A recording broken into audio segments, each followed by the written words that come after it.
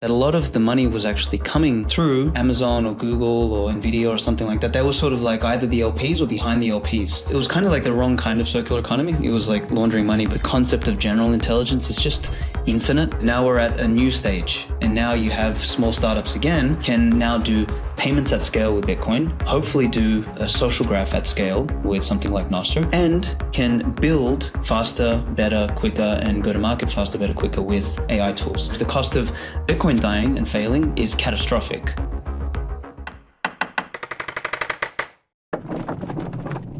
Stand at the precipice, gold running to 4,000, Bitcoin cooling off after hitting a new all-time high. The debasement trade is on. AI is taking over the world, or is it? Sitting down with Alex Svetski to solve all the world's problems.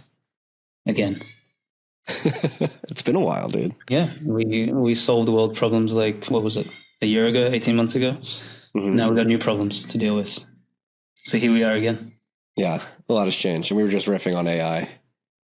Is it hype, overhype? Is there something there? Is the way it's being applied the way it will ultimately be applied in terms of bringing the most utility and productivity to the world?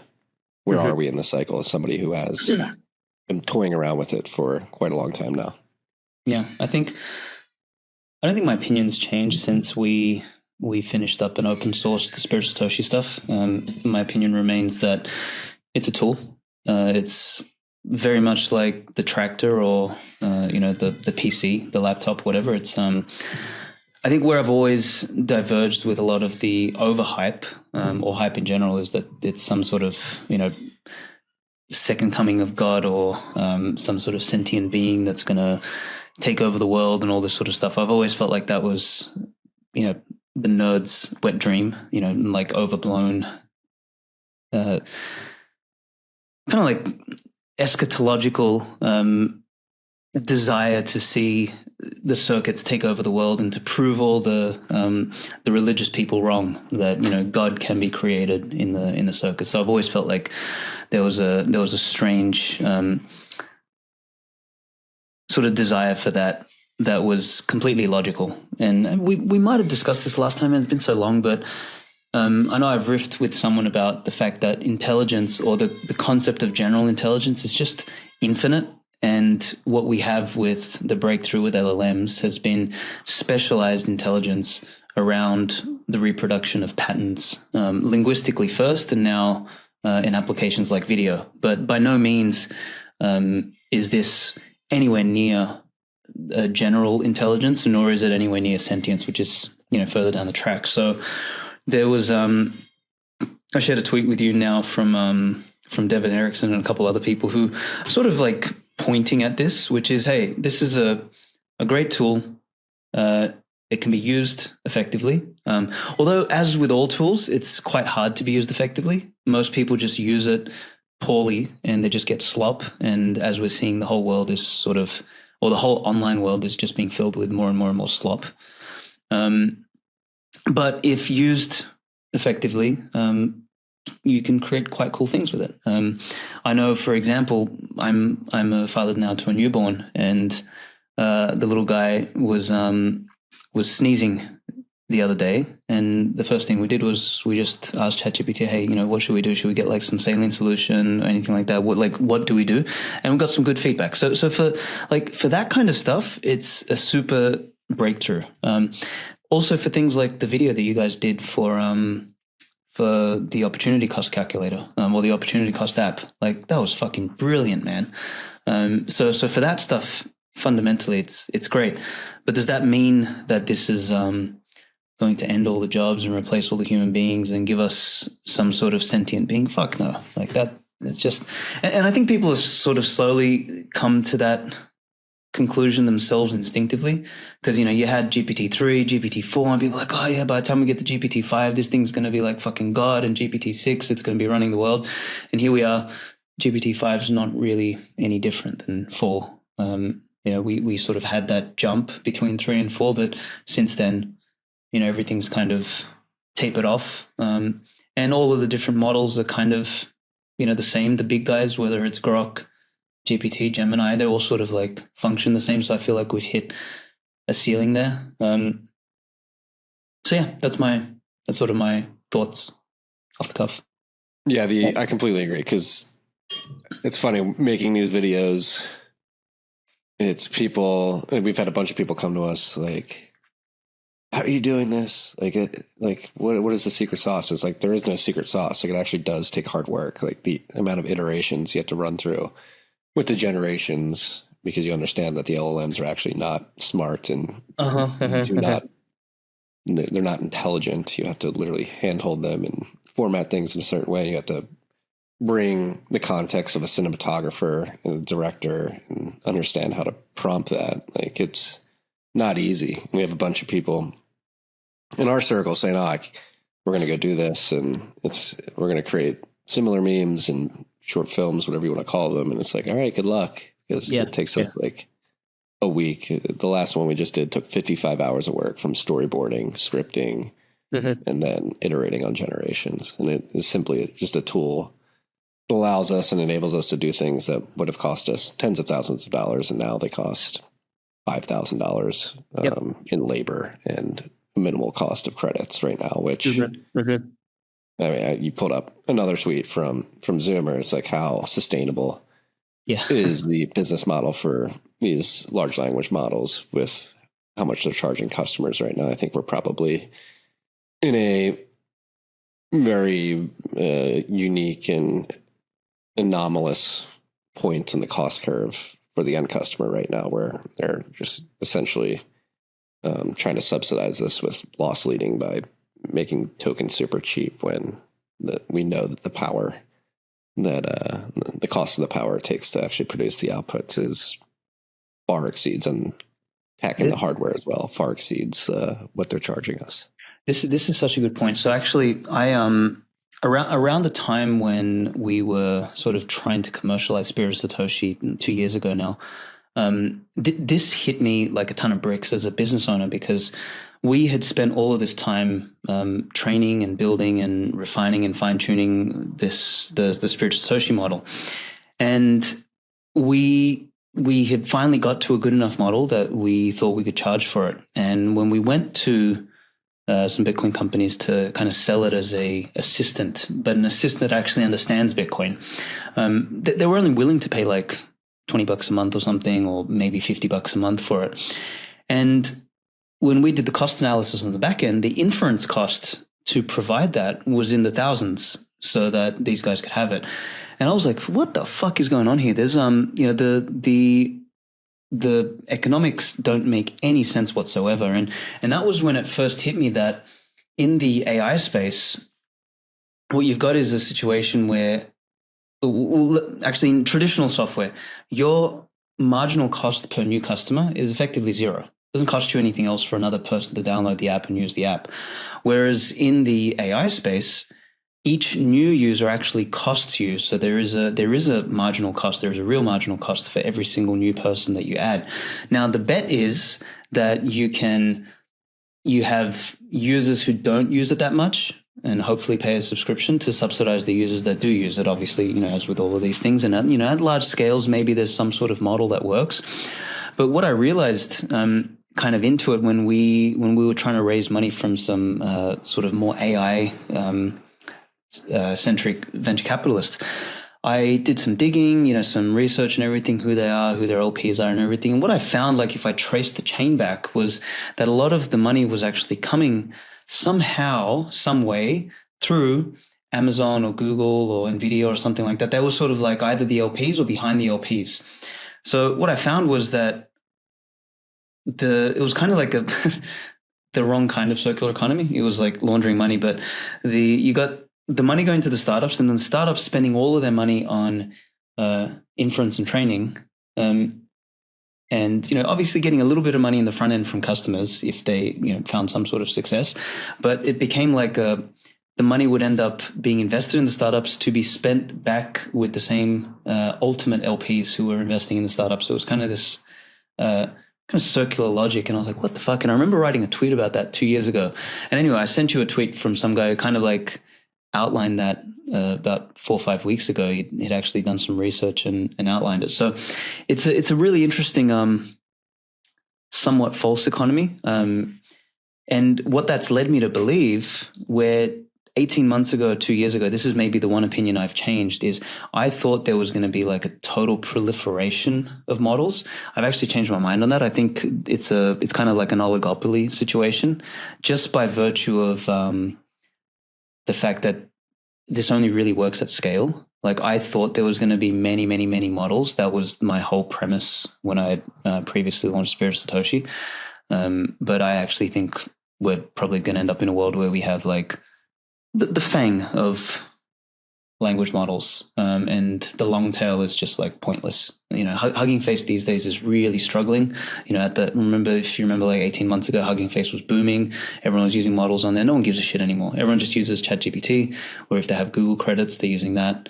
Some people use Claude, and that's about it. I don't think there's anything else really that people use. I keep muting that because I'm moving my stuff. I said we're using Claude and Gemini predominantly here at TFTC. Yeah, they did. And that scares me. We're using them because they're the most useful. I guess the idealist in me would like the open source models to be able to compete and sort of take market share from the closed source models. At the end of the day, they're just not capable yet of doing exactly what these other models can do. It's partly not capable, and it's also partly, you know, I've kind of become less and less and less of an idealist myself, and I guess somewhat more of a realist, maybe the older I get. But I just sort of realized that, you know, people just don't give a shit, man. You know, they sort of they build a habit around. I mean, I think that I haven't seen usage statistics, but my guess would be that ChatGPT has like the absolute lion's share of usage when it comes to these models. I think Gemini and stuff like that are still like a fraction, and they're more used by more enterprise or more, you know, customers like yourself who are trying to do something more unique. But in terms of like general mass market, ChatGPT is one. Like people don't give a fuck about open source or, you know, having their own model running on their own computer, unless you're like sort of a techie. But beyond that, I just don't think there's a significant business in there. It's kind of like Google search and DuckDuckGo, right? DuckDuckGo has a space, but it's like, what is it? 0.1% of the fraction of what Google search is. Like, yeah, definitely.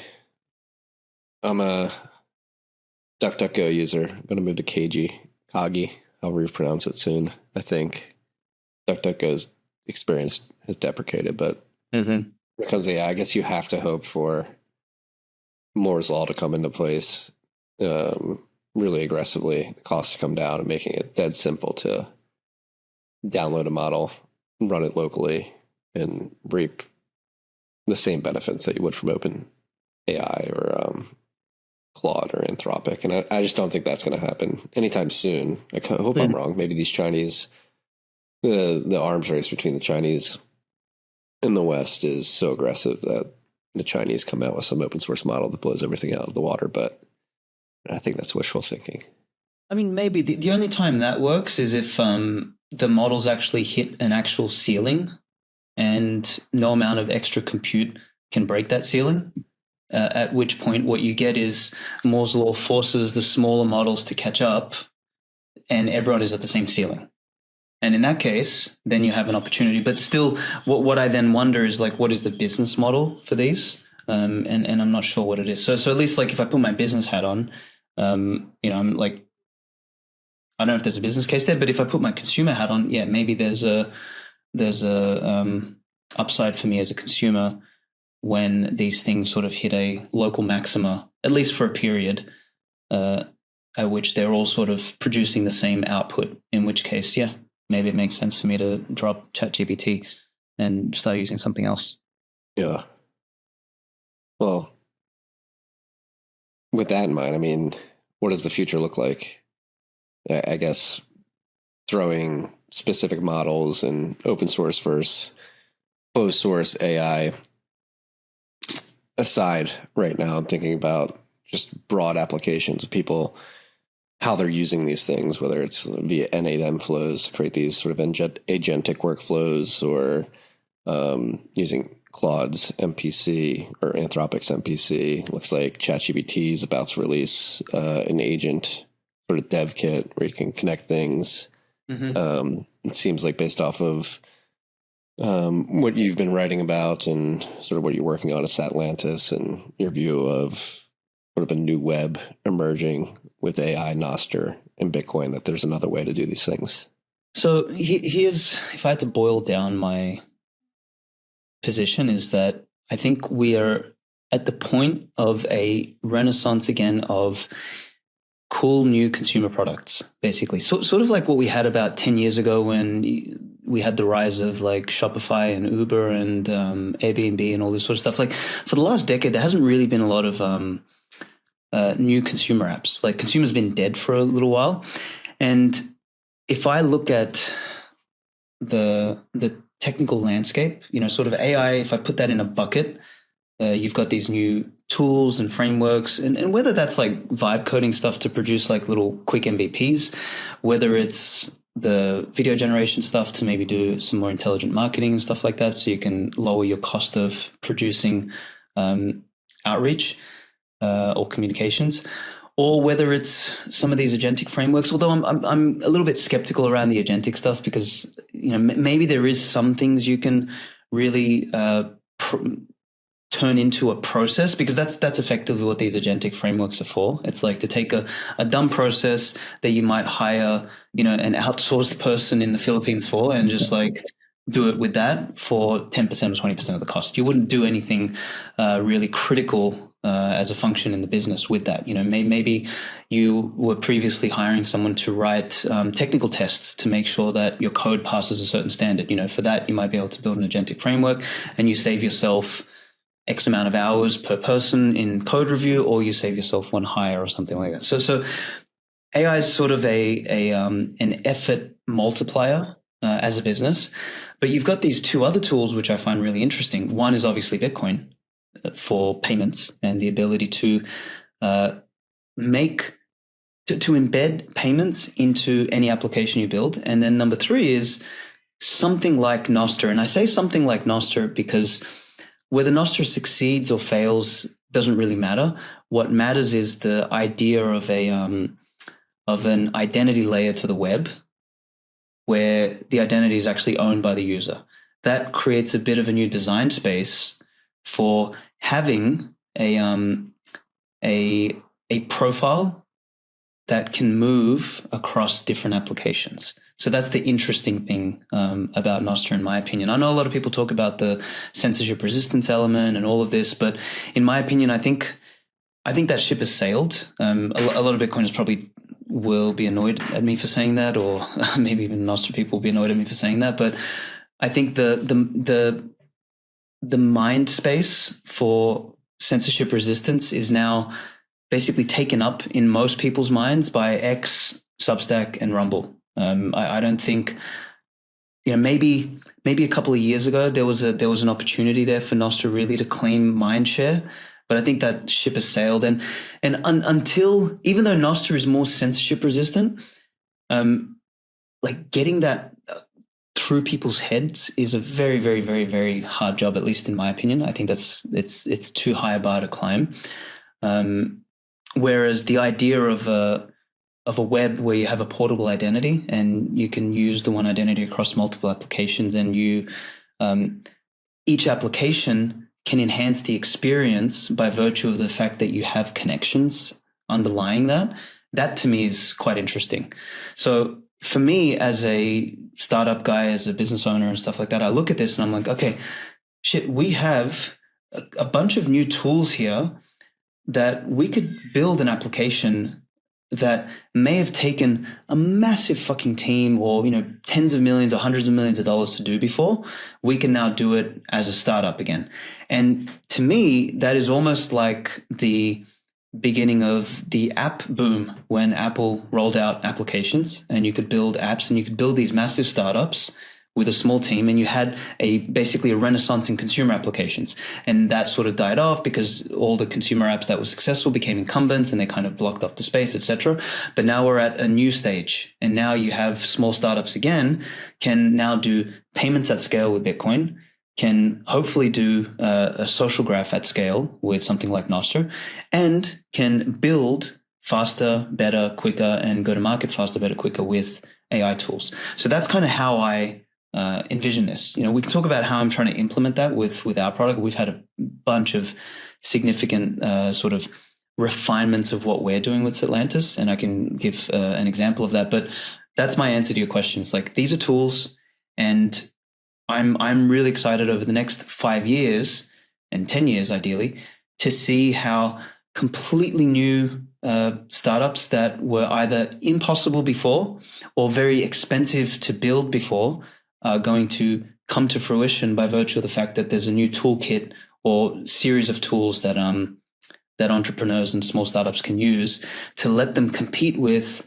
prior incumbents. Sup, freaks? This rip of TFTC was brought to you by our good friends at Bitkey. Bitkey makes Bitcoin easy to use and hard to lose. It is a hardware wallet that natively embeds into a 2 or 3 multi-sig. You have one key on the hardware wallet, one key on your mobile device, and Block stores a key in the cloud for you. This is an incredible hardware device for your friends and family, or maybe yourself, who have Bitcoin on exchanges and have for a long time, but haven't taken the step to self-custody because they're worried about the complications of setting up a private public key pair, securing that seed phrase, setting up a PIN, setting up a passphrase. Again, Bitkey makes it easy to use, hard to lose. It's the easiest 0 to 1 step, your first step to self-custody. If you have friends and family on the exchanges who haven't moved it off, tell them to pick up a Bitkey. Go to bitkey.world, use the key TFTC20 at checkout for 20% off your order.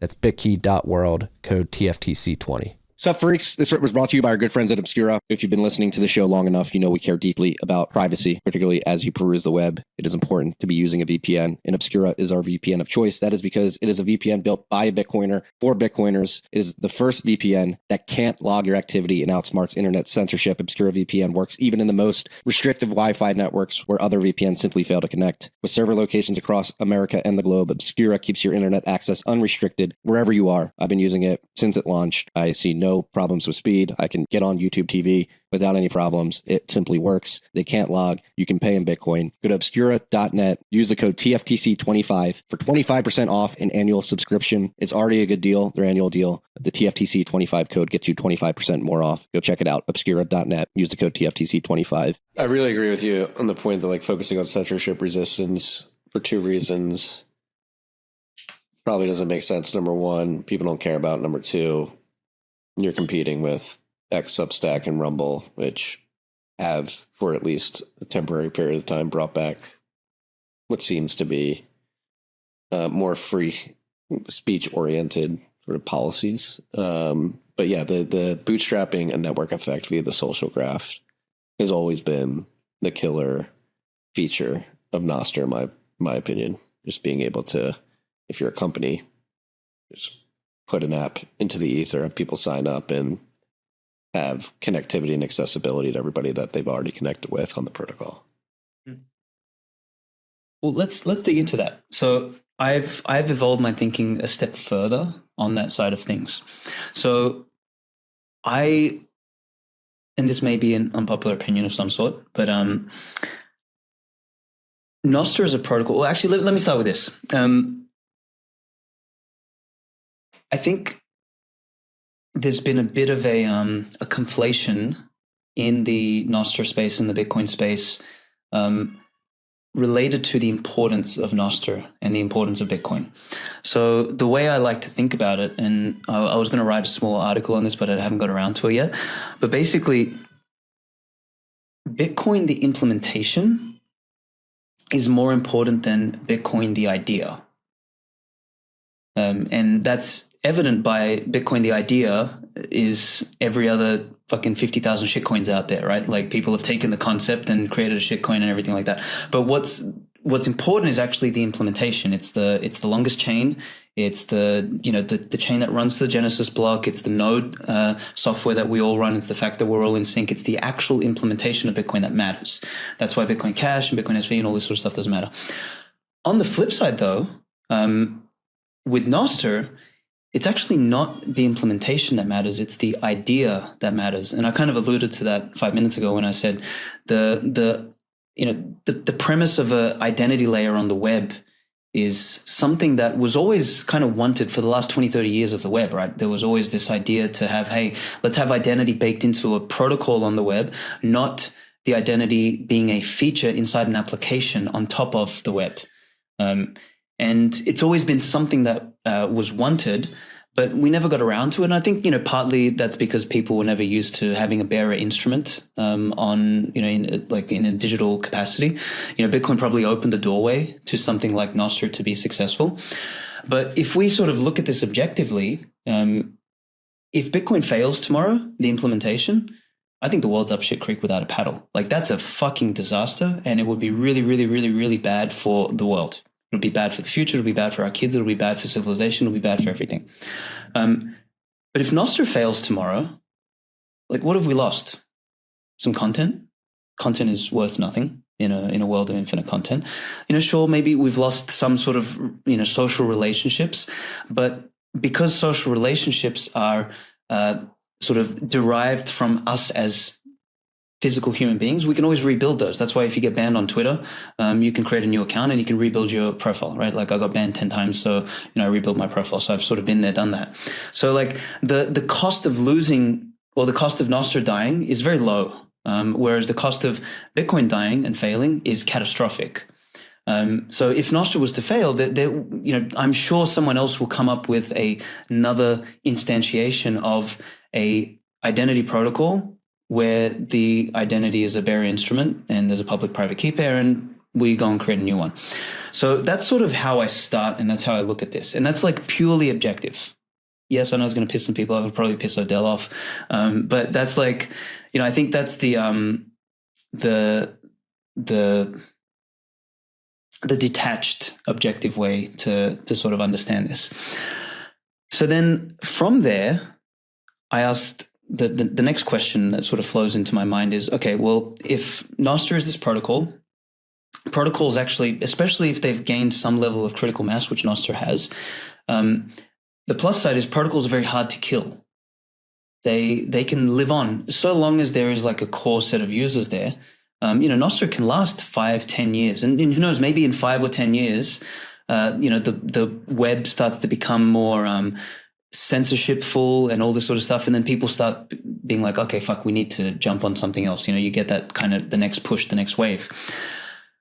The trouble is Nostr can operate at one speed, whereas businesses have to operate at a much they work on a much shorter horizon, right? Like, as a company, you can come and sort of make a bet on Nostr and be like, okay, well, we're going to build another social app and build a content-centric app, and bootstrap the network with Nostr. But if Nostr is not growing that fast, you're not going to get much of a benefit actually from doing that. In fact, you probably bring more of a benefit to the protocol than the other way around. Whereas, and your goal as a company or as a product is to try and find product market fit as soon as possible. But maybe you don't get there in time because the speed of Nostr development or the speed of protocol hardening is much longer. Like, the time frame is longer than the business. So that makes me start to wonder, and this is part of the big shift we've had in Satlantis in the last probably 2 months, is maybe there's something other than competing for content and attention that we can do to build the foundations or to build a number of npubs on this network. And for us, we've found two things. And honestly, right now, it's like one thing that we're really focusing on, which is events. I don't know for the fucking life of me why I didn't think of this earlier. Like, when we first started Satlantis, we were thinking of building more like a TripAdvisor meets Instagram meets Eventbrite, right? Like, it was kind of a travel nomad sovereign individual super app. And the idea was that we could take that social graph, build a beautiful feed, and then embed things into the feed like places and reviews and events and all this sort of shit. I look back on myself now, 12 months ago, or whatever it was when we started this, and I was like, I was on fucking crack. I should have just picked one of these things and done it really well. And the big aha moment that we had a couple of months ago when we were in Prague was we rolled out the first version of the app, and it had places, it had the social feed, it had all of that, but also had the events piece. And the biggest uptick of users we had was people RSVPing for events. And we've designed the app in such a way that you might not even care about Nostr or any of that sort of stuff. So you can log in with an email or Google single sign-on or Apple single sign-on, but it creates an npub for you. So it is an actual Nostr identity, which you can later, when you give a shit, you can just extract your private key. But otherwise, we just manage it for you there. But that created a whole bunch of new Nostr users. And what we did with Primal during the event was people signed up for satellite events around the conference with our app. And then we told them, hey, take your key now and you can put it into Primal and you can experience Zaps and the social thing. Because Primal has by far, in the Nostr space, it has by far the best feed. You've got Damus and Amethyst and all this sort of stuff. You've even got the Satlantis feed. But I don't see why you would use another app when you're following the same people and you're going to see the same content. So I think, even Nostr from a feed perspective, I think converges to one winner. And that's, in my opinion, Primal, which is, for us, we're actually going to get rid of our feed from the app. Like we're going to deprioritize the feed as a feature. And what we're going to take from the social graph is when you're finding an event, what's important? Well, shit. I'm going to go to an event and I'm going to see that Marty Bent's going to this event because we're connected. That gives me instant insight into maybe I should go to that event. Or maybe I want to go to the event discovery page on the app, and the kind of events that come up on my discovery sort of feed, which looks a little bit like Spotify now. Instead of a vertical feed, we've got like these carousels, is influenced by my social graph and people that I'm close to, that I share interests with and stuff like that. That starts to become really interesting because you can't do that on Eventbrite. Can't do that on Luma. There's no sort of social glue that ties these apps together. And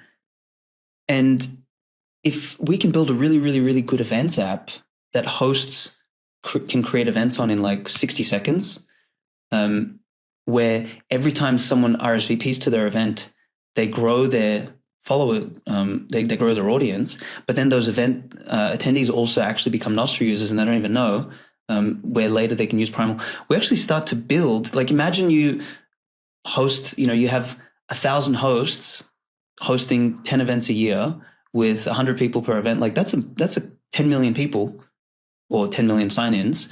That's just grown the Nostr base massively. Maybe they're unlikely to all be posting content, so you're not going to see a huge boost in like Nostr activity in terms of kind one events, but you've got a larger foundation for when the time comes, they will just take their account and log into Primal or something like that and start to use it. So that's kind of the big switch I've had in my mind is we're kind of taking, we've been trying to be this social app for sovereign individuals, and we're going to kind of kill the social element. We're just going to become the best fucking events app in the world that has a social layer built in. And what I forgot to mention is Bitcoin payments. Like I can't believe there is no actual Bitcoin native events app on the planet. Like imagine an Eventbrite with just Bitcoin payments. It doesn't exist. I was like, this was staring me in the face the whole time and I didn't notice it. So anyway, that's a long way of explaining like, I definitely agree with you that the being able to sort of somewhat bootstrap your social app with Nostr is somewhat of a good idea, but I feel like that's a big lift, and there's probably one winner in that space, and that's, in my opinion, clearly Primal. But I think there's another approach where you can use Nostr just purely as a tool.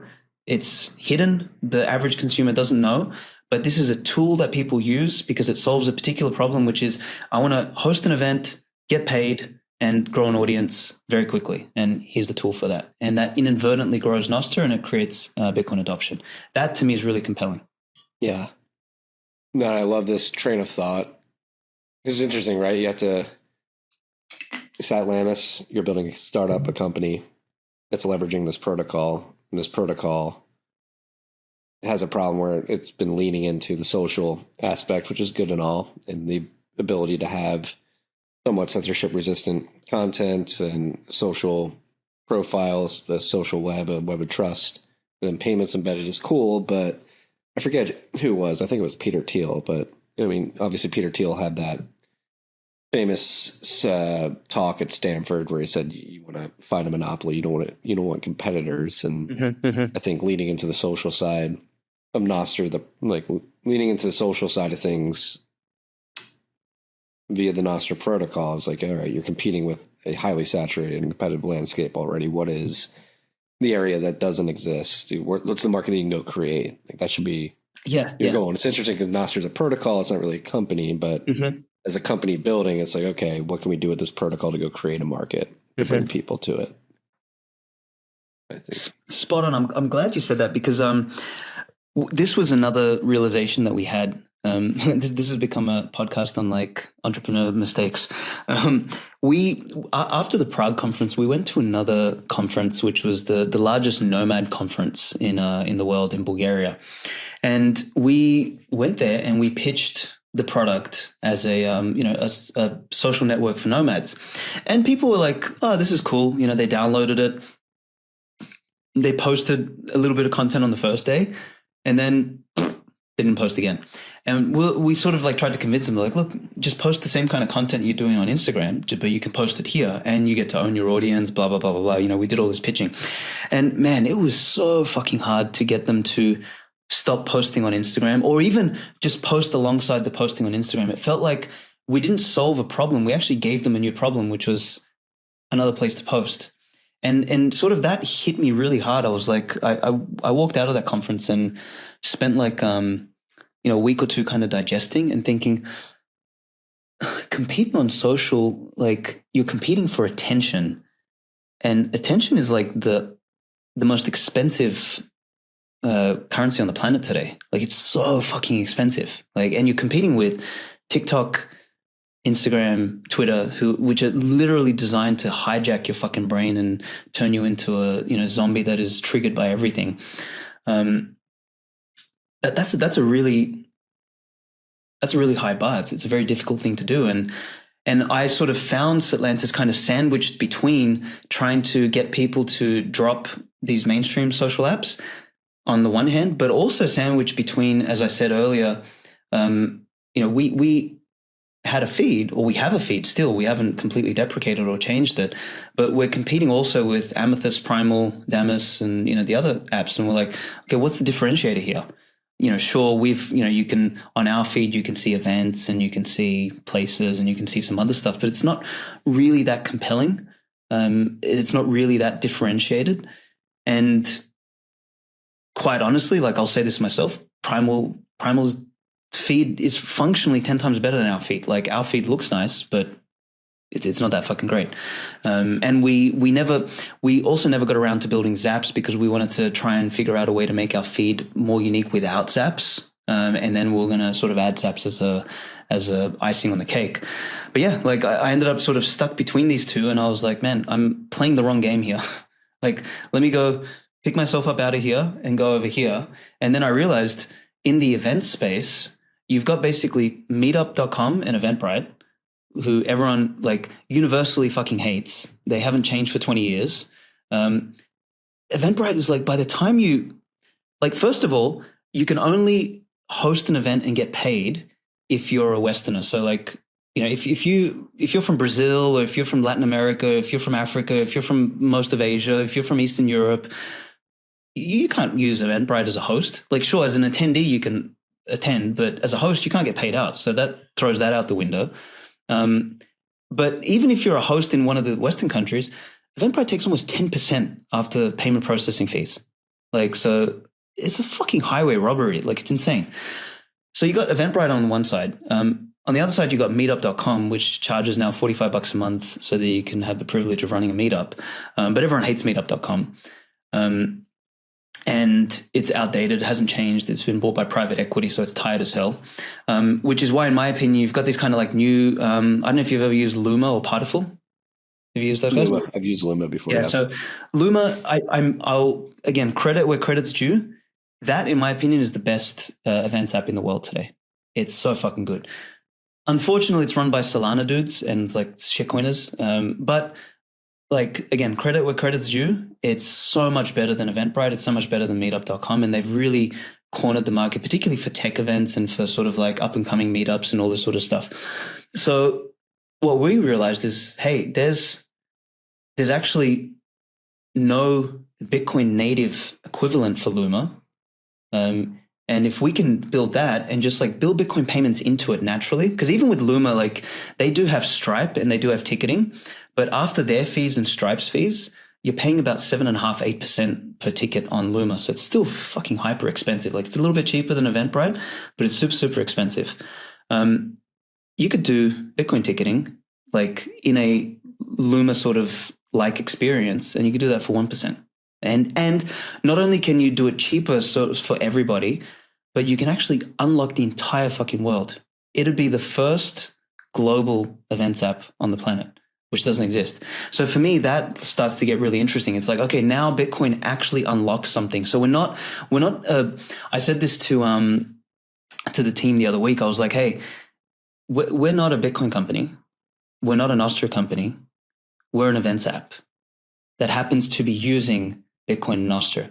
And this makes me think actually about an article that I wrote a couple of years ago called 3 Generations Theory, where I kind of said that the first generation of Bitcoin apps were all going to be about something to do with the financial element of Bitcoin. So exchanges, wallets, mining, and you've got this kind of like late stage fiat treasury company bullshit going on, right? So, which we can talk about. But like the first generation of Bitcoin, like the first 20 years is going to be about like the nature of Bitcoin emerging against the US dollar. But the second generation of Bitcoin, so let's just say the first generation is 2010 to 2030. The next generation, 2030 to 2050, you're going to have like young business owners and entrepreneurs who were born after Bitcoin was launched. Like, they were born in 2010 onwards. They're not going to know of a world like that. They will perceive Bitcoin completely differently to you and I. Like you and I were born with one foot in the fiat world, one foot in Bitcoin. So we fundamentally, even though we're a little bit different, like we think already in terms of Bitcoin, but the large majority of the world like sort of still views Bitcoin as this speculative investment or this like instrument for making more fiat, right? For making more US dollars. These kids will see Bitcoin completely different. And for them, it's like they'll build what I call second generation Bitcoin companies, which is they'll build events apps, they'll build travel apps, they'll build, Ubers, they'll build like actual applications, but Bitcoin's just, it's part of the stack. Like the same, like they'll look at it exactly like modern developers look at JavaScript, Node.js. Like it's just, okay, we're going to use this for payments. We're going to use, Nostr to, add a social glue to it. We're going to use, AI to do this. And that's it. Like it's part of the stack. That to me is when Bitcoin really starts to embed itself in the world, in technology. And that's like, somewhat unconsciously, I've started like making Satlantis an attempt at a second generation Bitcoin company. It's like, we're not a Bitcoin company. We're an events app, but we just happen to use Bitcoin in the stack. And that to me starts to get interesting. Anyway, I'll shut up. I kind of went off on a bunch of tangents, but here's to your thoughts there.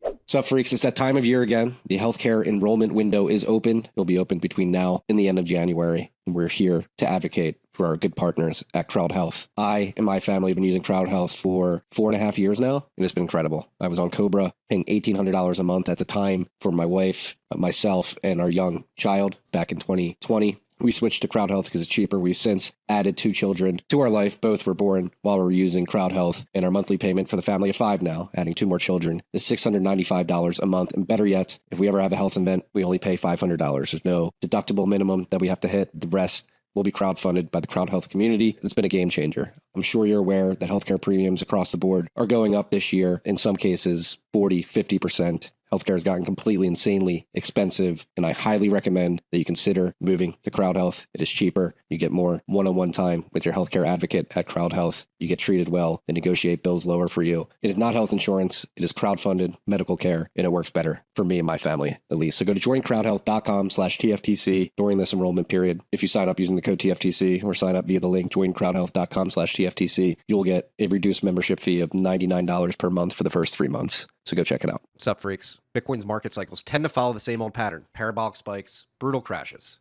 This time is measurably different. The Bitcoin check from Unchained and Check on Chain shows how the 2023 to 2025 cycle has permanently reshaped Bitcoin's market structure. Inside, you'll find why volatility has collapsed, why ETFs have anchored new 5- and 6-figure price floors, and why long-term hodlers remain firmly in control. Download now, and you'll also get access to the online event featuring James Check. Bitcoin has crossed the Rubicon. Get the report at unchained.com/TFTC. That's unchained.com/TFTC.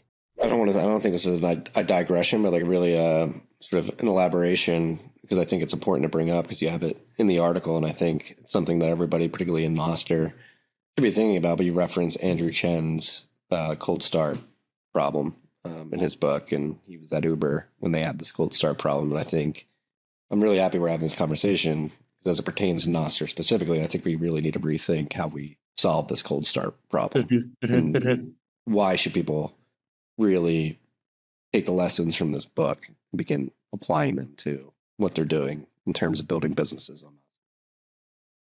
Totally. I mean, should we dive into that a little bit? Yeah.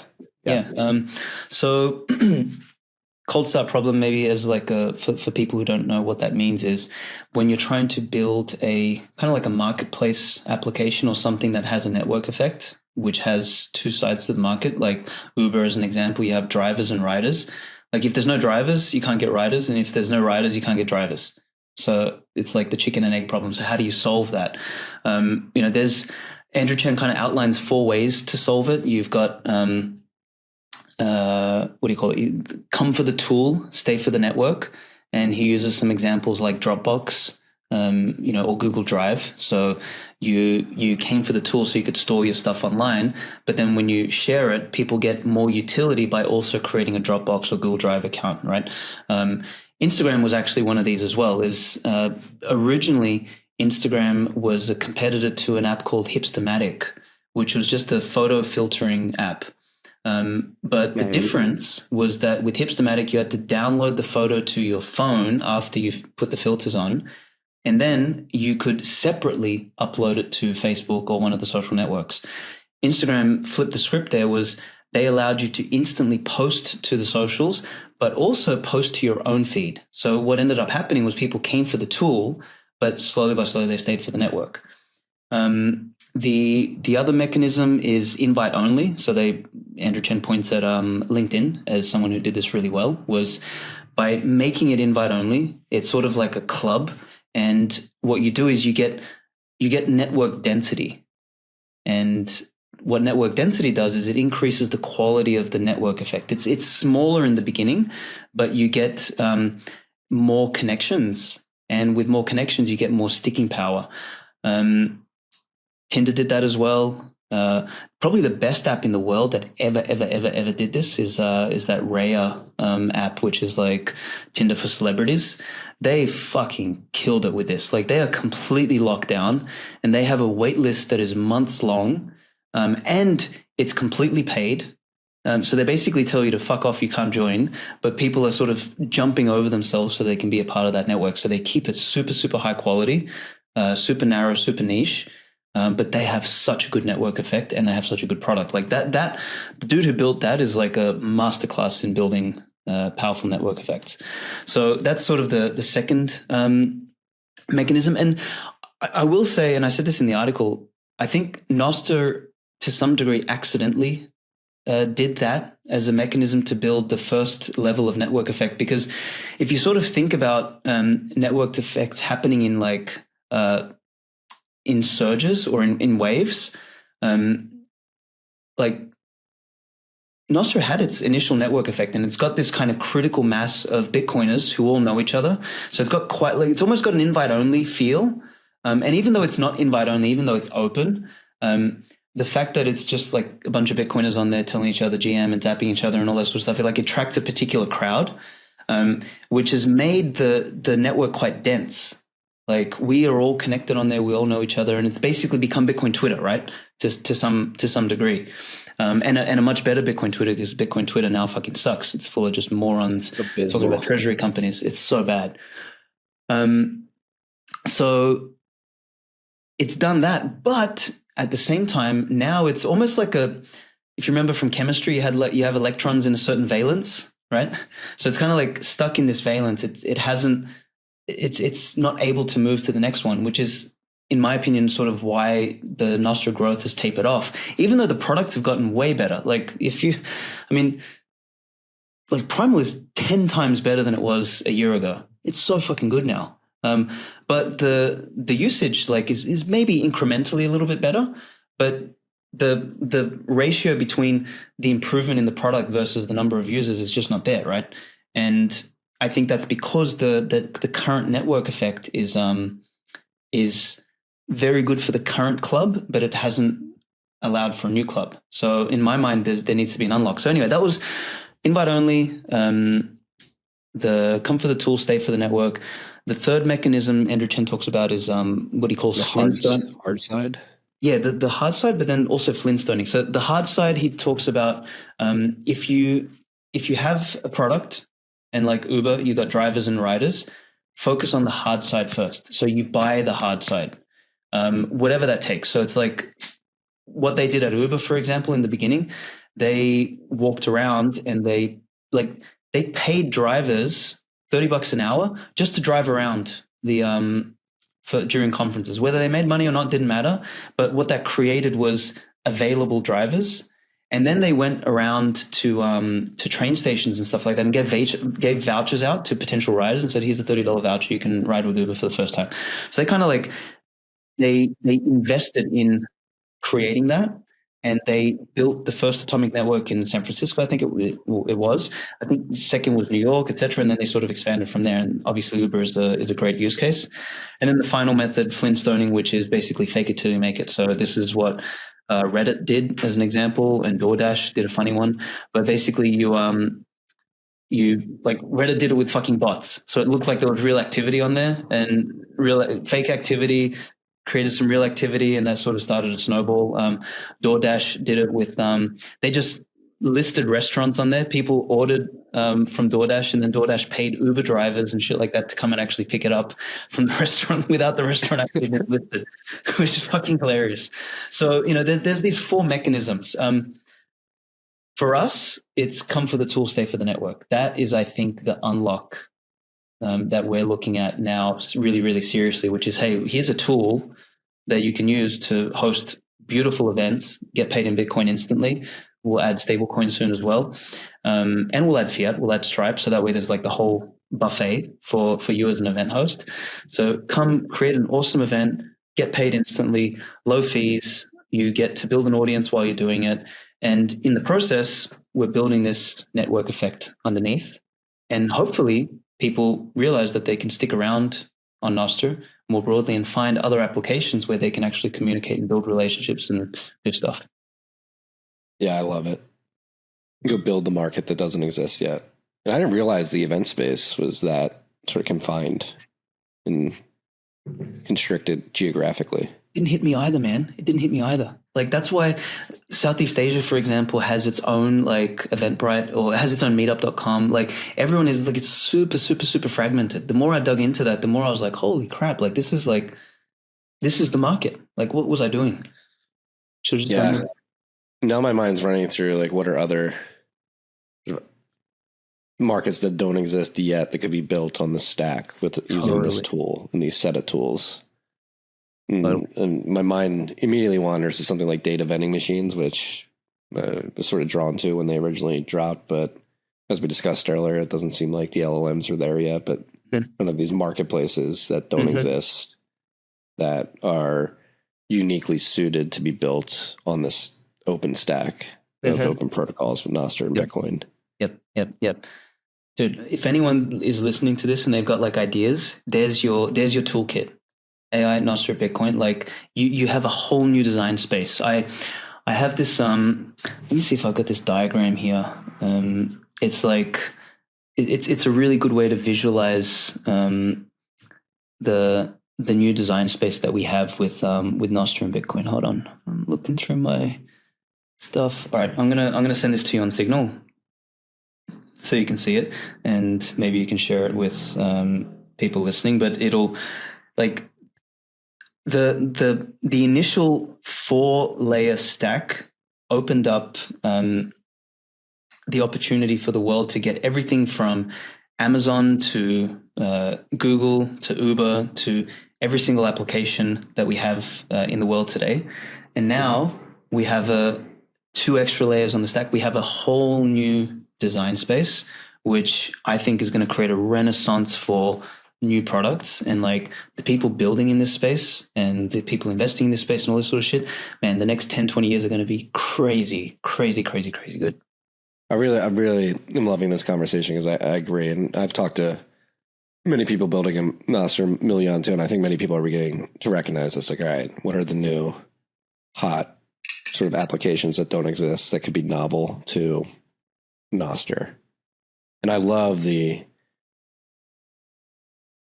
like ditching the idealist approach and being like, we're not going to be like NPub, NSEC only. Like if you want to sign in via email, via Google, via Apple, whatever, just sign up and we'll spin up a key for you. Yep. You'll always have it here. You probably don't even know that you have it, but it's here. Totally. Once you recognize that you created an NPub when you sign up for this app, like you can go use it. Totally. Because then we're using the time in our favor. We get users now, we get product market fit, we succeed as a business, and over the next 3, 5, 10 years, we can educate people. It's like, hey, you know, you actually own your identity and you can like make it portable. They're like, oh, that's fucking cool. So then they do it, as opposed to putting the barrier up front. They're like, oh, what's a key? How do I do it? Where do I store it? Fuck that. So that's the new design space. Whereas the old design space was just 4 layers. So this is the old. Yeah, this is basically, this stack is so powerful. It gave us everything that we have today. It's given us Riverside that we're talking on. It's given us Figma that we're designing on. It's given us Google. It's given us everything. It's fucking incredible. But now imagine if you add identity and payments like baked into the stack, not as apps, because to date we've had this like weird situation where payments is kind of an application on top of this protocol stack, and you know, payments lives inside shit like Stripe and PayPal and you know, all that junk, and shitty banks. And identity has been a complete mess because you have 1,000,001 identities in every single application as a feature. Like, throw that shit out and let's move on to this new stack. You have 6 layers, 2 new protocols. This is like a massive upgrade to the digital experience for the world. And I think it's, yeah, anyway, I said it before, I'll say it again, the renaissance in consumer applications and at some point business applications again, because I think consumer apps usually kick off first. That's the initial wave. And then later on, like, you know, maybe 5, 10 years from now, we'll get like new version of Slack, new version of, you know, Jira and Linear and whatever else, sort of like more business SaaS type products that, you know, maybe won't even be SaaS at that point. They will be pay per use because you've got the ability to do micropayments with Bitcoin. So it's like the whole thing changes. That's like really exciting as an entrepreneur. Yeah, and I think by framing it this way, by just adding 2 layers to the stack, instead of saying, oh, you have to throw out everything else and build on this new stack, is much more approachable. Yeah. So it's like, hey, you've been handed 2 more stack layers and tools, if you will, to build your applications. Just view them as additive. I think it's much more approachable for the layman. Way more approachable, yeah, for sure. Actually, I didn't think of that explicitly, but when I have shared this with people in sort of normie land outside of Bitcoin, because I've done a bunch of talks and travel and discussions with people in that space, this comparison clicks for people. They're like, oh, that's interesting. Like, they don't sort of see Bitcoin as this thing that they have to entirely switch to. And I think this is actually more powerful than pitching Web3, you know, because all the Web3 dorks are like, oh, you know, the internet is dead and come over here. It's like, well, no, it's just the internet was missing this, and now we can actually make the internet so much better. Yeah, and since you've sort of shifted and realized I got to go make this market, we're going to make a social events app that's global. That's what Satlantis is going to be. What have you noticed in terms of user behaviors? I mean, you touched on some earlier, but what are sort of the most popular events that people are spinning up? Type of events. What the first thing I'll say is that it's just like makes sense to people. Like, when I used to struggle like explaining all the things that Satlantis can do and everything like that, and they're like, oh, that sounds really cool. They're like, so what do I do? It's like, well, you could start here and you can post some content. It's like way too much shit. Whereas now it's just like, hey, you're using Meetup and you're paying for a crappy product. Come and move your Meetup across to Satlantis. You can set it up quicker. You can even do things like, one of the things that Meetup organizers hate is, let's say you have a maximum capacity of 50 people, and then you just get people who just click register just because they click register, but they don't have any intention of coming. So it kind of like uses up the wait list or uses up your RSVP list. And then you had like room for 50 and then only 10 or 15 people turn up because the other 30 assholes just click the register button, because there's no cost in doing that. With Bitcoin, you could put like a free ticket, but just make it 100 sats or something, or make it 1,000 sats. And then, people sort of might even just think twice. And at the very least, if they don't turn up, then the event host, got 1,000 sats out of it or something like that. So you can start doing interesting things like that. The other one is we're partnering with Bitcoin conferences now, obviously being the low-hanging fruit. But Luma actually does this really well. They have this calendar feature where you can associate events around a calendar, and people can subscribe to a calendar. And that can be used both by communities, but also by conferences. We're adding a little bit more flexibility to that. And then obviously there's the social layer in the calendar that makes it a little bit smarter. But one of the big features that we're fleshing out now will have ready this month for use in all the November conferences and December conferences are coming up. But you have like Bitcoin Amsterdam as your main calendar, and then you can associate all the satellite events to it. And now when people come to that event, they can find where their friends are going, who they know, and all this sort of stuff. Because that's one thing when you go to these massive events, trying to coordinate and figure out where people are going, holy shit, it's a pain in the ass, right? But if you can see instantly, it's like, okay, 6 of my friends are going to this event, 1 of them is going to that event, this and that. You can make a really quick assessment on which ones to go to. And then you can add the events to your profile so you can see which ones you're going to. You've got your tickets in there. It's all sort of inbuilt. The other thing, and this is part of a legacy feature, we had collections, which is places on a map. So we're going to keep that feature, but we're going to subordinate it to events. So instead, when you create an event, one of the biggest things that people have, or biggest issues that they have when they're doing an event, particularly when they're traveling, is where do I go? What do I do? What are the cool places to hang out at? Which restaurant, which cafe, this and that. So as an event host, you can associate like a list of your favorite places. And it could be like, here's the top 10 Bitcoin places around the event, or here's the top 10, brunch places, or here's the best gyms, whatever you want. Like you create a list and you append it to the event. And then, people have their list there, they have their social graph there, they can pay in Bitcoin, and they have their places. And it's like a really beautiful sort of end-to-end solution for anyone running a meetup, a small event, or a conference that wants to run all of the other stuff around it. That would be powerful. There's a number of events I go to. You show up early. You're like, all right, where do I hang out before this thing? Yeah. It's like, here's the best cocktail bar an hour before the event if you want to go. Something like that. Exactly. And the social graph actually works there as well, because places are discovered by people on Satlantis and added, and people can bookmark those places when they add them to the list. So you can see immediately, one of my friends bookmarked this place or added this place or whatever, or it's recommended by the event host, or 35 people that I know in my social circle mention this place. So it's like there's a social graph utility there that is surfaced not for content purposes, but for what do you call it, like validation purposes. Like that, that to me is a really interesting use case for an open social graph, as opposed to, hey, post more content. Yeah. No, we're getting into something I've intuitively believed is like social. It's been a good first use case, great first use case. I've used it.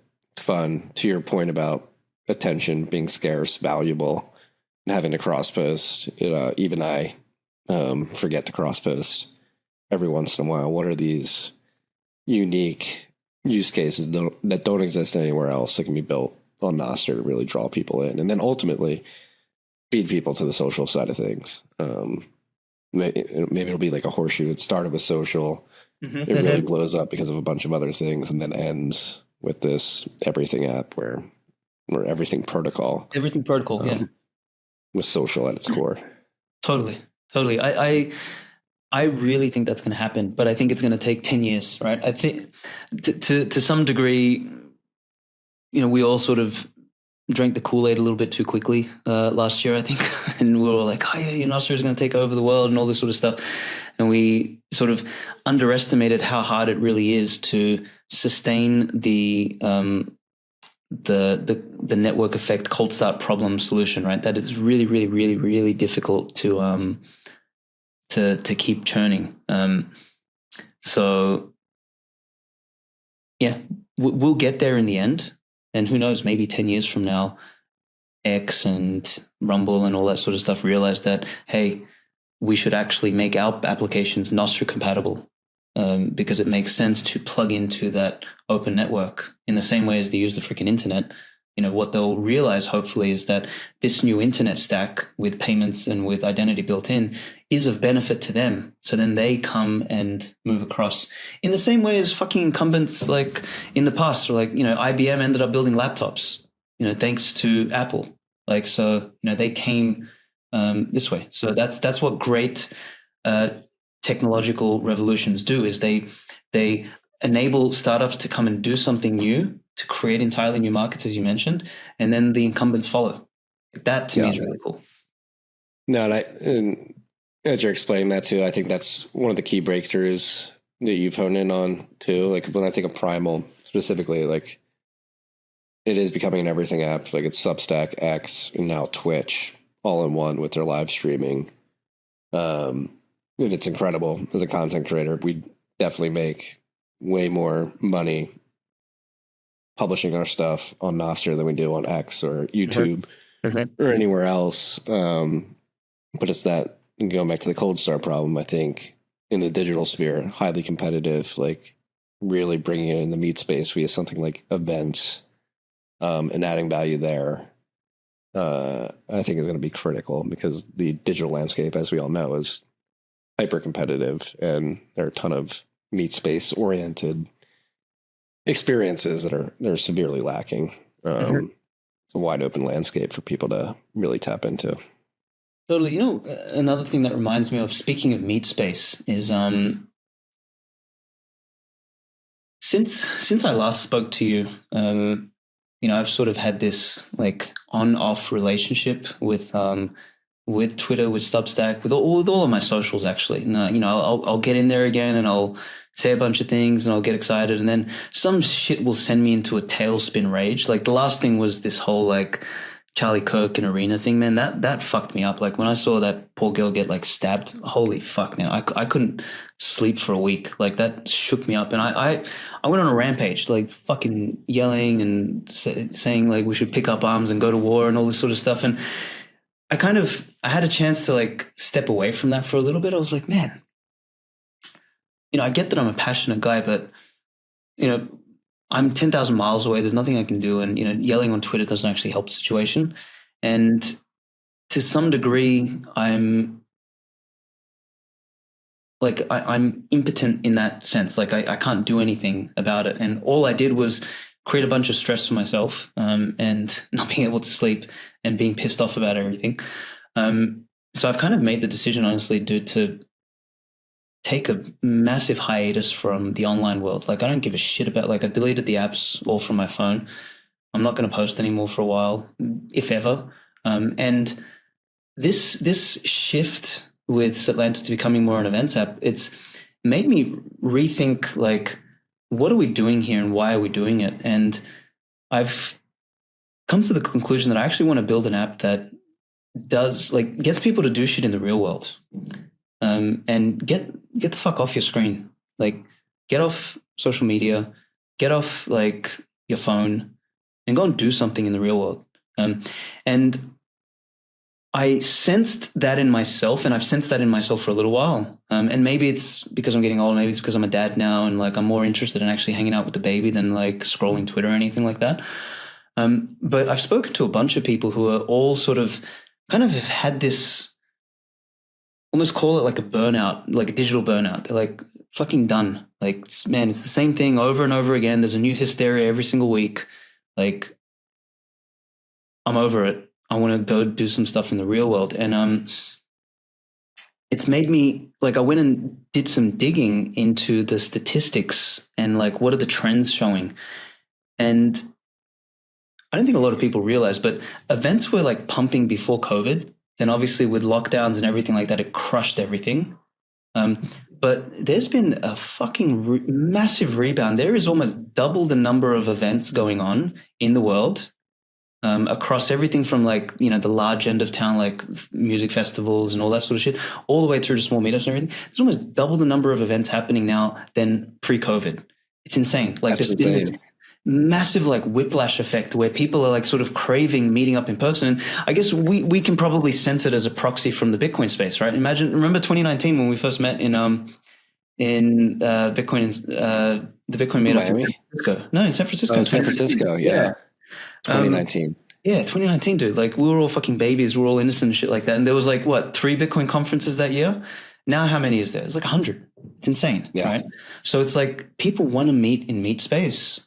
So when you're saying sort of meet space before, it's like I'm kind of rethinking this product. It's like, okay, I want to build something for, I'm calling it, I don't know if it's the right term, but like the experience economy. It's like, okay, what are things in the real world, events, obviously, that, you know, people are interested in doing. So it's like, to me, events and places is kind of like the sweet spot. There's something there amongst those two things. And that's why I decided to like keep the collections feature in, because that thing is still associated to places. Like you want to know where to go and what to do, but in the real world.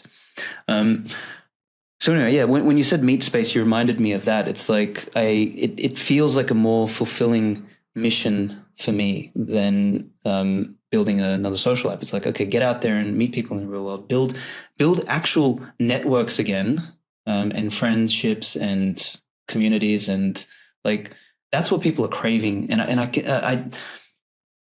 think more people are going to wake up to that, and we're going to see a massive, especially even now as like AI. This is the last I'll say on it. Is as AI kind of turns a lot of the internet into kind of like slop. Like there's like infinite content now. There's infinite things you can get on the web. There's all this sort of stuff. So, you know, as human beings, what do? We get overabundance here. So we look for what is the scarce thing. And the thing that's becoming more scarce is actually like connection and like real curation, real community. And that you know, as much as you can do something over a Zoom call, like real connection happens in person. And if we can facilitate that, through a good product, that to me gets very exciting, and it gives me a mission again that is that I want to work at like 24/7. Yeah, as you're saying that, I'm just writing some things down.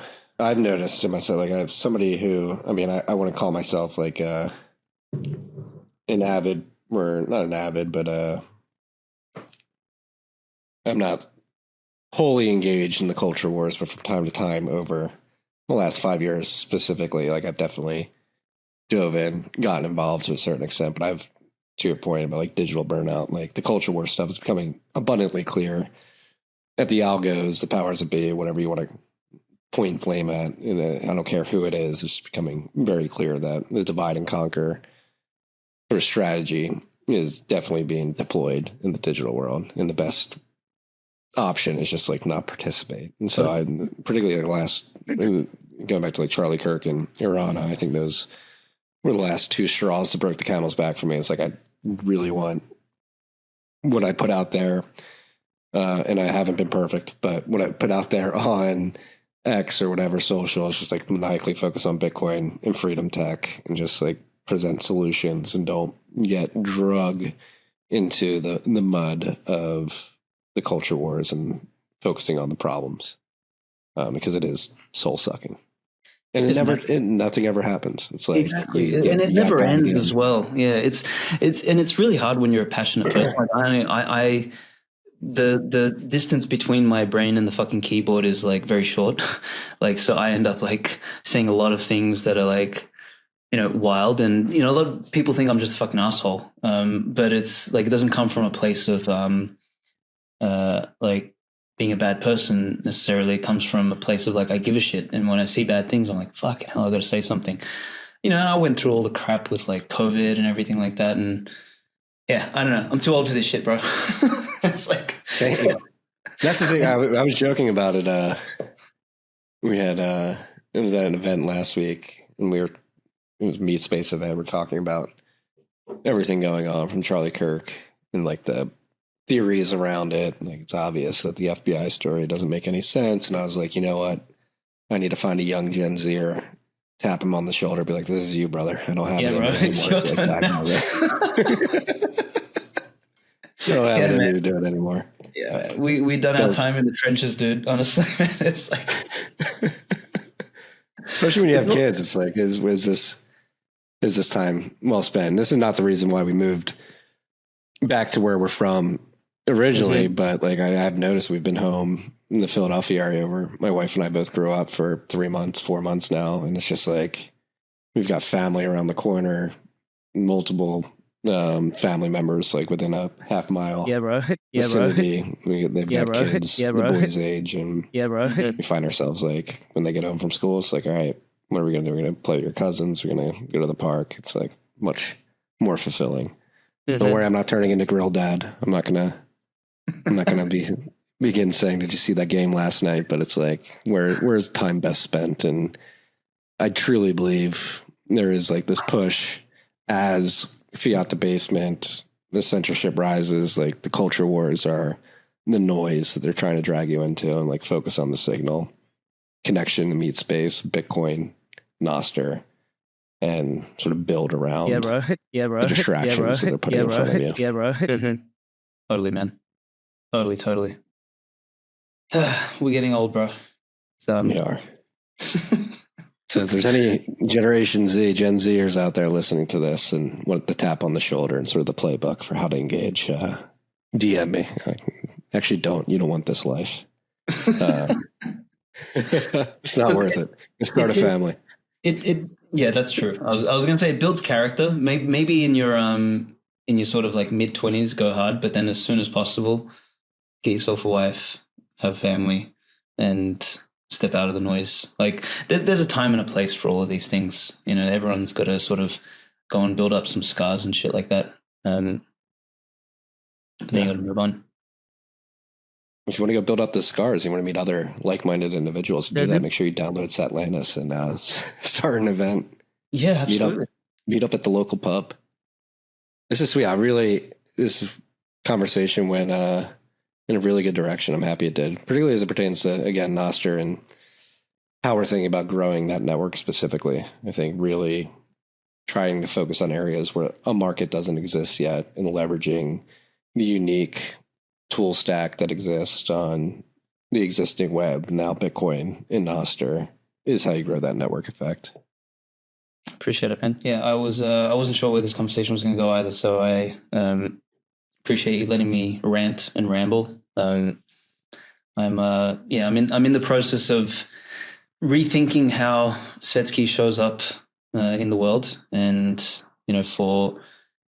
for a while I've always been an entrepreneur first, but I think most people in the Bitcoin space actually know me as a writer, because I wrote a lot, I guess. But that's always been more of a hobby than a real vocation, and it's weird. Like I feel like I've come full circle where now the thing that gives me the most joy is I still enjoy conversations like this because some of these conversations are really good, but I don't even necessarily want to be very public anymore. Like I'll have like good conversations where I know if there's a good podcast host or something like that, we can dig into something like we did today. But I much prefer to sit down with my team and build cool shit. Like I studied engineering when I was young, and that's like solving problems and building stuff, like gives me a lot of juice. And then, you get a bit of notoriety online and you think you're a fucking celebrity and all this sort of stuff. And then like, that kind of sucks you into that world. But man, it's a tough life. It's, everything comes with, pros and cons, obviously. But, this sort of new chapter of Svetski now, like being a dad and like trying to build something for Meat Space, it feels like so much more peaceful and wholesome, at least for this stage. Who knows? Maybe 5 years from now, I decide to be a raging fucking lunatic again and come yell at people. Maybe I'll have my next Nassim Taleb arc or something like that.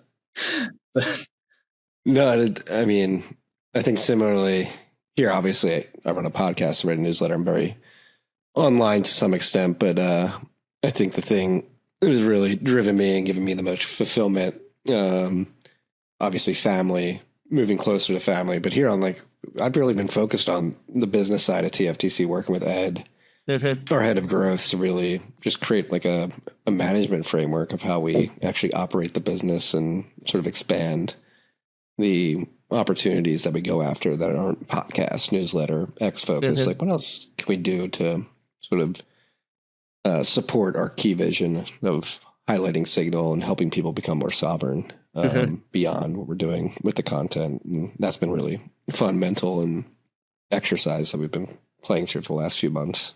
No, I mean, the opportunity cost app is fucking brilliant, dude. Like when I saw that, I was like, why hasn't anyone done this before? This is like so good. It's such a simple tool. Yeah, dude, kudos to you guys. Like that's an example of people who actually, are creative and solving something very clear because they have an information edge, which as Bitcoiners we do. Like, we're ahead of 99% of the world. Like, people haven't even changed the paradigm yet of their method of thinking. As we said earlier, it's like they still perceive Bitcoin as an investment, for fuck's sake. Even though maybe they see it less speculative now, it is still in the mental category of an investment. Like, we're sort of like 50 years ahead of them. We're sort of seeing Bitcoin as like not only just money, but now it's like it's a tool. Like, and that is completely different paradigm, and that's where great products come from that are genuinely futuristic.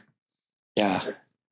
Exactly. I guess last point on that. Thank you, number one. But number two, for any Bitcoiners, particularly like us who've been in it for a while, I think that's the most important thing, is to recognize, obviously, we have this information asymmetry, we have this arbitrage that we're taking advantage of, obviously, by stacking sats and building around it. But I think patience, recognizing it's a marathon, and the market's going to come to us eventually, but at its own pace, and staying sane while that process plays out is incredibly important. There's going to be a lot of burnout and all that, but I think it's happening. It's happening at its own pace, and just, you don't want to be like the guy in the cave who gets close to the diamonds and then turns around. Like, just stay the course. Try to touch grass. Make sure your mental health, for lack of a better term, your mental clarity is probably the better term, is where it needs to be. Totally. When treasury company? Never. It's TFTC is a Bitcoin treasury company. We just have an operating business that we like to think provides value to people. You actually have an actual business that makes Bitcoin. That's it. Yeah. Like, it's so funny when because I got asked by that when we're doing like a little fundraiser. Actually, we were about to start a fundraiser, and I was in Prague, and people started asking me. So they're like, "So you're going to go public?" And I was like, "What? For what?" And they're like, "So you can put Bitcoin on the balance sheet." I'm like, "Well, no, I think we're just going to try and get revenue and earn money in Bitcoin." And they're like sort of looking at me like, "What the fuck's wrong with you?" And I'm like looking at them like, "What the fuck's wrong with you?" It's hilarious to watch, man. What an interesting world. I mean, I've been saying it publicly for months, especially during paper Bitcoin summer, but caveman to me is like, it's too good to be true. Yeah. It's totally. just like nothing in life is that easy. Yep. And not that it's easy to go through all the SEC, I mean, relatively easy to go through the SEC paperwork and raise some capital, sell the vision. But Obviously, that takes work, but I think that you can just get something to market and turn on a magic Bitcoin printing machine seems a bit naive to me. I think there will be some that do it successfully, but it's going to be economies of scale game that obviously a few players have 100%. a massive head start on. 100%. It'll be like the AI space, man. Like there'll be like 3-4 winners, and like this idea that everyone, everything, there's going to be hundreds of Bitcoin treasury companies, all that sort of stuff. It's fucking ludicrous. And yeah, it's interesting. Yeah. Build a product or service that brings people value. They pay for it, and you produce it cheaper than they pay for it, and you sweep that excess into Bitcoin. Bitcoin economics 101. I was watching The Count of Monte Cristo with my wife a couple of weeks ago, and while they're digging in the tunnel trying to get out of the prison, the priest asks Dantes is like, define economics, and he sort of like says, being able to create a surplus, blah blah blah, and then he says, in short, dig now, eat later. So it's like, that's it. There's your economics. Like, do something and produce a surplus, and that's it. Yeah, it's not complicated. It's not. No, but I think I wouldn't even call it greed. I think I guess it's a FOMO to an extent. Like this idea, like we need to stack as many sats now, which I get. I have that feeling personally as well. The land grab, the gold rush, whatever you want to call it. I think that's what's driving a lot of this. And it's like, I agree, but is this the best way to go about it? I don't know. I don't think so. Yeah, for the people, and just benefit of the doubt for like the people who know what they're doing there in capital markets and shit like that. Yeah, whatever. They know that game, and there's probably like a few people, as you said, that'll be successful at that. Like, but man, like, it's a weird relic of the fiat world that something like that can actually happen. It's sort of like a strange period in history. Like people look back and be like, that actually happened. Yeah. And I think the next 12 months will reveal a lot about the efficacy of these strategies. Mm-hmm. Oh. Awesome, man. Maybe we'll talk again at some point next year. Hopefully not a whole year. Maybe the first quarter, second quarter next year. Catch up on Satlantis and retrospective on the performance of the treasury companies. Totally. We should definitely do that. All right. We've got Logan's got the links to Satlantis, where everybody can find it. So we'll put that in the show notes. Freaks, particularly focus on Nostr and growing Nostr specifically. Take what we discussed here and really think about it. I think this is really important because, again, you have Nostr, the protocol. People are building businesses on top of it. Should we be replicating businesses that already exist in the Web 2.0 world, if that's what you want to refer to it as, or should we just go create new markets? I think that's where the signal is and where the growth comes from. So shout out to you for honing in on that and leaning into it at Satlantis. Appreciate it, man. I appreciate it. And then I will throw one thing out there for people listening. If you're if you're an event host, event organizer of any kind, if you're using Meetup or Luma or anything, would love you to come and give the app a try. It's ready to rock and roll. You can create an event on there. It's super fast. Doesn't have Bitcoin ticketing yet. It'll have Bitcoin ticketing in a couple of weeks. So by the time you hear this, it's either just about to be released or very shortly. But yeah, certainly by the end of October, you'll have Bitcoin ticketing. It's Nostr enabled, all of that sort of stuff. Would love some feedback. It would mean a lot. We really our goal over the next 6 months is to have all of the Bitcoin conferences, meetups, communities, and all that sort of stuff be on there. So it's like a real vibrant sort of place. Like if you want to know anything that's going on in the meat space in Bitcoin, this is wanted to be the place to be. So would love anyone to try it out. Check it out, freaks. Till next time. Appreciate it. Peace and love. Thank you for listening to this episode of TFTC. If you've made it this far, I imagine you got some value out of the episode. If so, please share it far and wide with your friends and family. We're looking to get the word out there. Also, wherever you're listening, whether that's YouTube, Apple, Spotify, make sure you like and subscribe to the show. And if you can leave a rating on the podcasting platforms, that goes a long way. Last but not least, if you want to get these episodes a day early and ad-free, make sure you download the Fountain podcasting app. You can go to fountain.fm to find that. $5 a month gets you every episode a day early, ad-free, helps the show, gives you incredible value. So please consider subscribing via Fountain as well. Thank you for your time, and until next time. Okay.